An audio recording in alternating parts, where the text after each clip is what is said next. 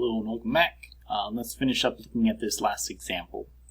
So in this example, I claim that the average resting heartbeat of an adult male is less than 70 beats per minute. And then in a study of 105 participants, the average heartbeat was 65 beats per minute. The standard deviation was 5 beats per minute. So our claim is that the average, the mean, is less than 70. So that means our null hypothesis was that the mean is exactly 70, and our alternative hypothesis was that the mean is less than 70.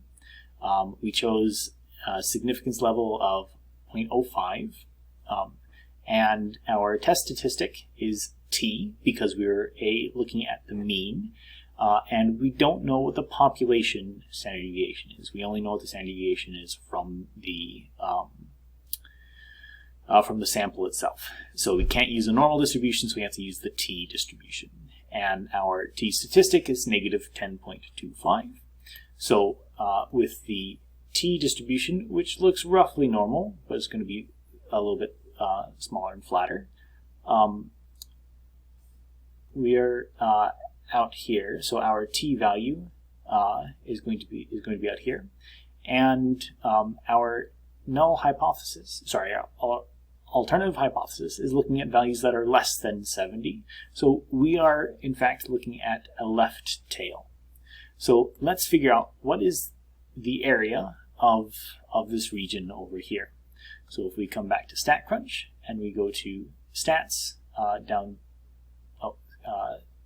to calculators, and then to our t distribution calculator, we want the area to the left of negative 10.25, and our degree of freedom, the degrees of freedom will be 1 less than the sample size, which is going to be 104.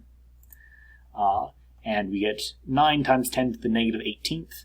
That's going to be 0.000000, a bunch of zeros followed by a 9. So the area here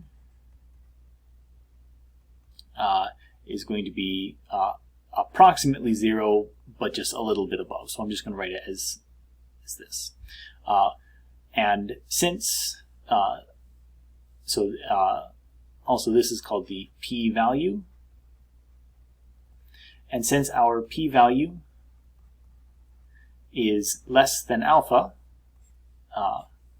we reject h0.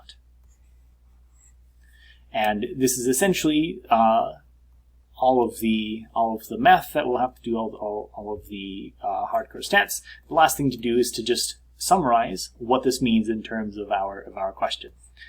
Since we rejected h0, we can say that this guy is not true, which means that our alternative hypothesis, our claim, which is equivalent to our alternative hypothesis, that means that this should be true.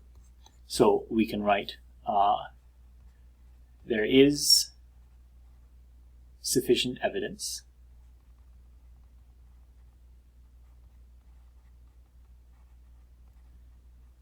to support the claim that that the, I'll just abbreviate, average resting heartbeat of adult males is less than 70. And there you go. This is just an entire hypothesis test for an average. So we'll use the t-score. We found our p-value, and we were able to reject the null hypothesis to reach our conclusion.